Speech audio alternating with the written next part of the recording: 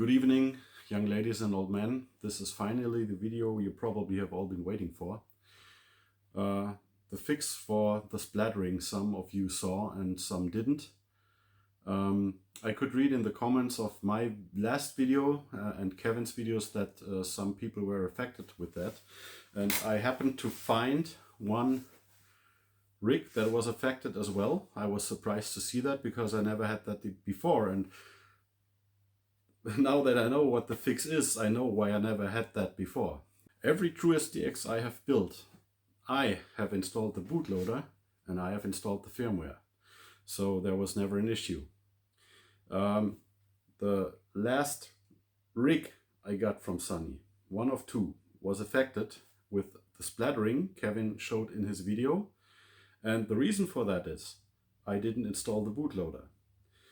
Usually when you get the uSDX as a built rig or kit, it comes with everything pre-installed. But there is a chance that something goes wrong while installing the bootloader. Contact not perfect, fuse is not burnt perfectly, one bit missing, you know, and stuff goes downwards.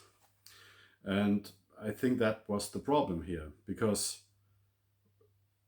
when even before I got the chance to start with troubleshooting, I checked the fuses, readout, they looked fine. Then I reinstalled bootloader, burnt the fuses again, reinstalled firmware to have a fresh start for troubleshooting, and the problem was gone.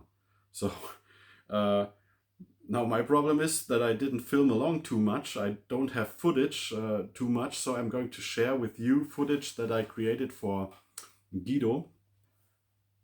I won't share the whole video with you, but the snippets that are relevant, so we can compare the behavior with the same settings before and after, or before the comparison rig that not had an affected bootloader, and after I reinstalled the bootloader.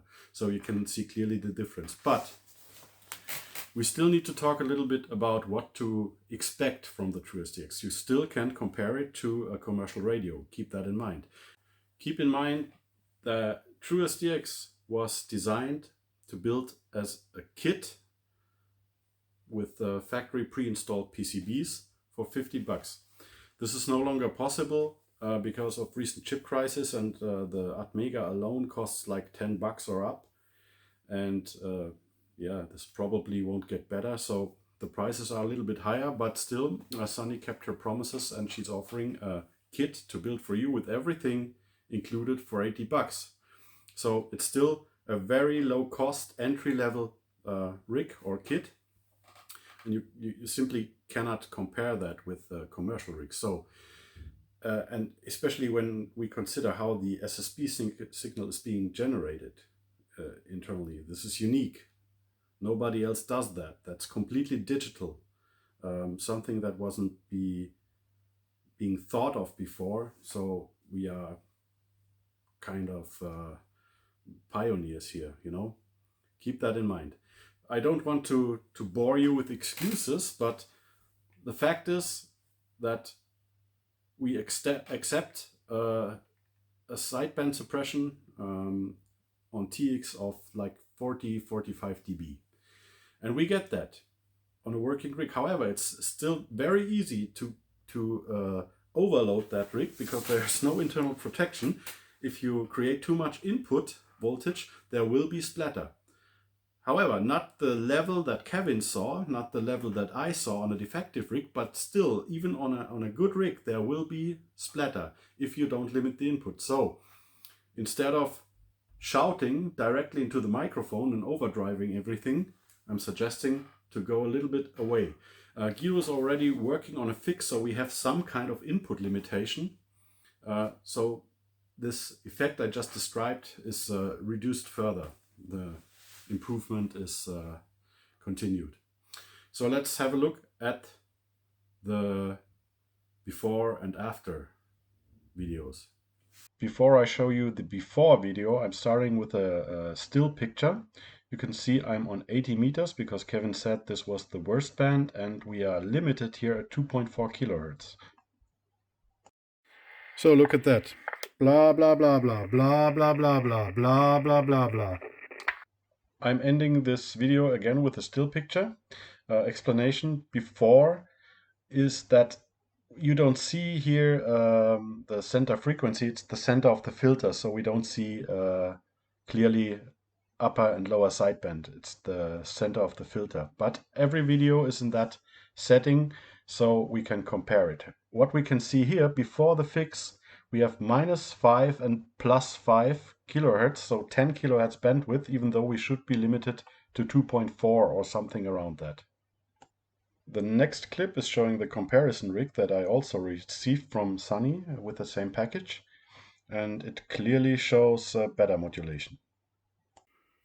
Blah, blah, blah, blah, blah, blah, blah, blah, blah, blah, blah, blah. You can see it clearly limits the bandwidth, which it doesn't in the other case. You can clearly see the different behavior, even though it's the same settings, 2.4 kilohertz bandwidth limitation, we are from -2 to +2 maximum, so 4 kilohertz in total, even though I'm shouting into the microphone. I'm starting again with a still picture of the rig that initially had the splattering going on, and I'm going to explain you what I did. Before I wanted to start troubleshooting, I read out the fuses, they were okay, so I burned Bootloader again, set the fuses again using Arduino Uno. I got my serial number displayed. Then I created new firmware, installed that firmware, and by the way, no special firmware, no beta firmware, it was the original firmware. Calibrated everything like I figured out before, the frequency and stuff, and the R shunt value. And then I made this video, and it was immediately better, as you can see. 2K4.